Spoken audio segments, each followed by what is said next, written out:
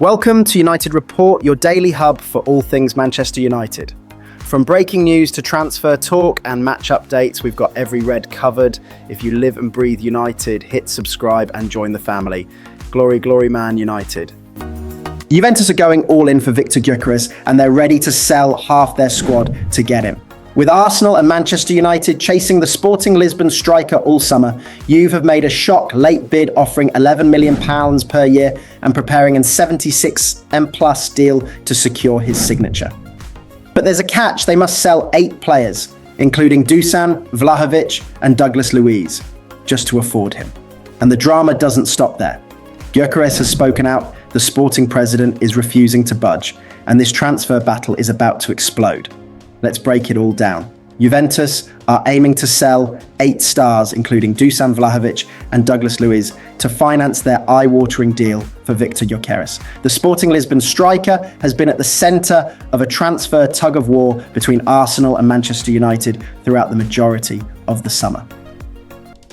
But Italian side Juventus have attempted to muscle in on a deal over recent days. It's been claimed in Italy that the Serie A giants are willing to offer Gyökeres a stunning £11 million per year deal to snub Premier League interest and move to Turin.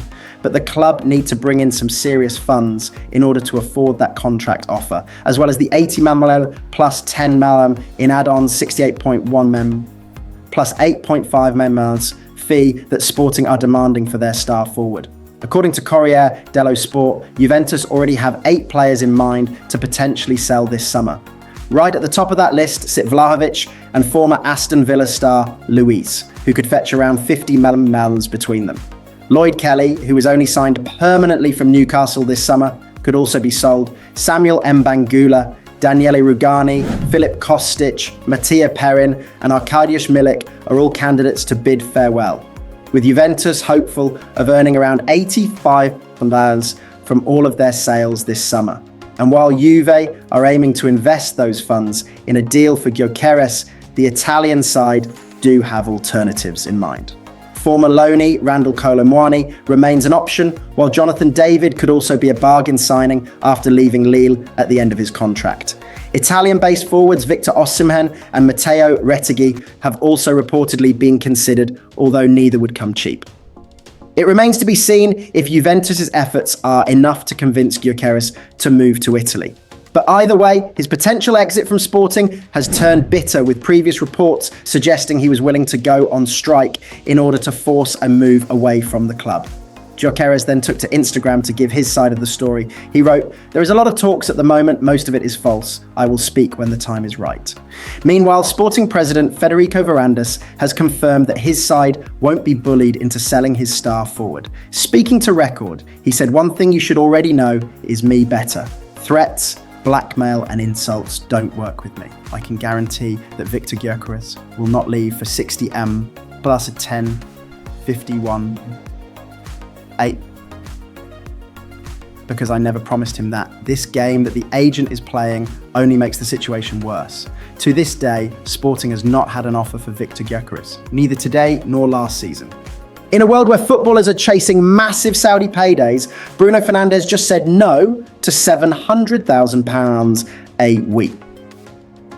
The Manchester United captain rejected a £100 move to Al Hilal, choosing instead to stay at Old Trafford and lead the rebuild under Ruben Amorim. And club legend Rio Ferdinand has weighed in, saying he's not sure he could have made the same decision.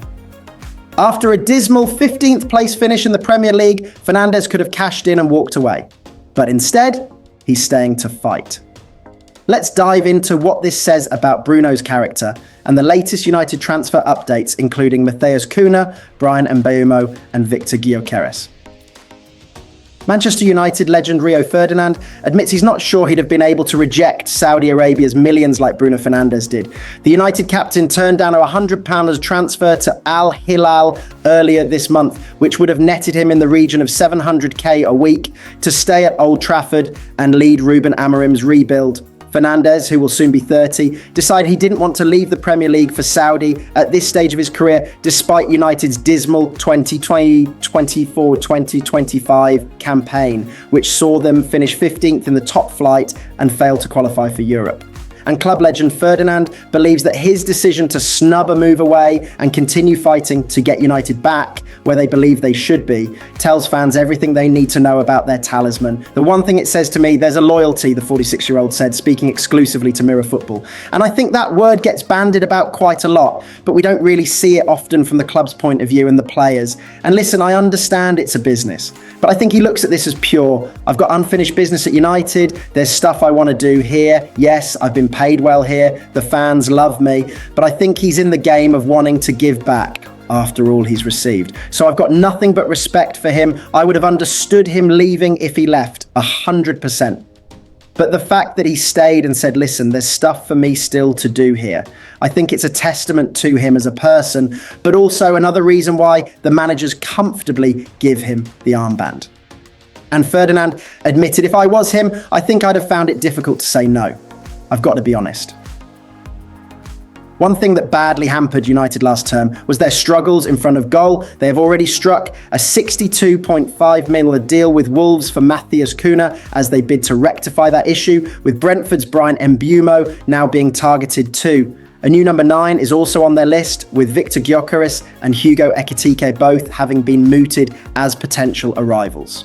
On the personal front, ex-England ace Ferdinand recently launched his career transfer hub in collaboration with Talking Futures, with hopes of bridging the gap between teenagers and their parents in terms of future planning. He says about the cause, I think it's about empowering kind of families to talk more about education, especially parents.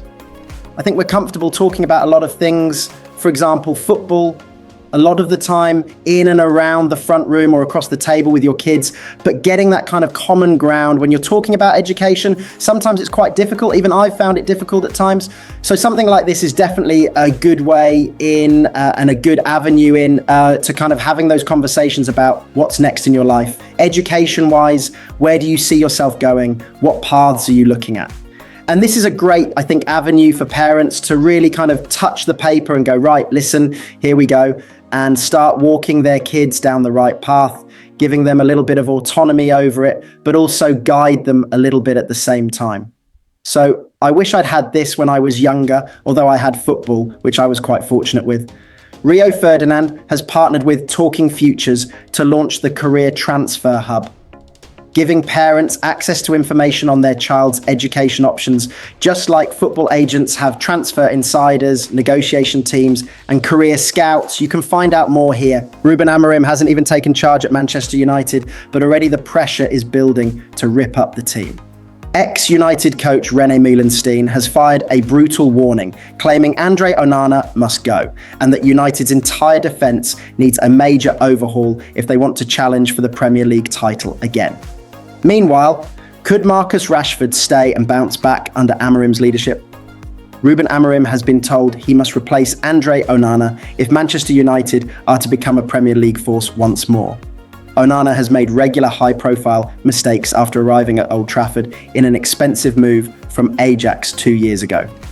And now, former United coach René Meulensteen believes shipping out Onana will be key to a United revival under Amorim, declaring it's vital they look to replace Onana. If you look at Man United's history, they started building a successful team at Old Trafford through the goalkeeper, with Peter Schmeichel, Edwin van der Sar and David de Gea. They must bring confidence to the defence as that galvanises the whole back line. I understood why Erik Ten Hag brought him in, because he worked with him at Ajax, but it's a different league. He didn't get exposed to too many dangers with what he experienced in Holland or Italy as he does in the Premier League. There are some major frailties and plenty of mistakes.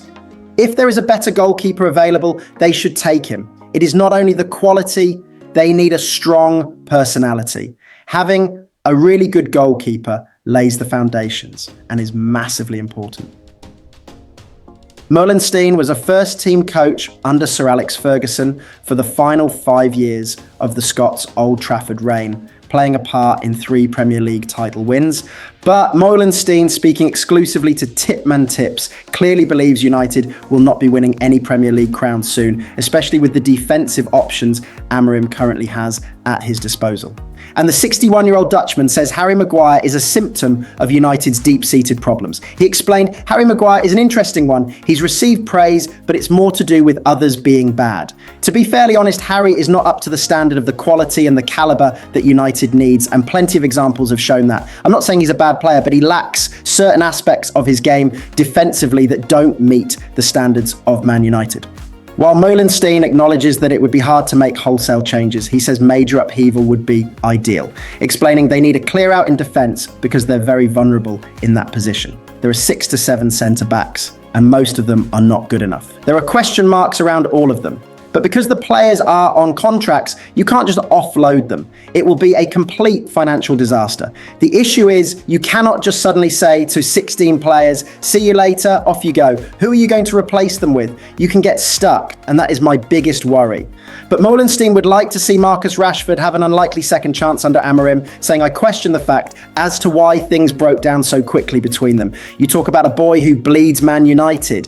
If there is interest from clubs in Marcus, will he want to leave, regardless of whether United want him? It's going to be interesting from his side. Marcus Rashford is a good and valuable player when in a good headspace. He's probably one of the best left wingers in the world, and they can't get someone better.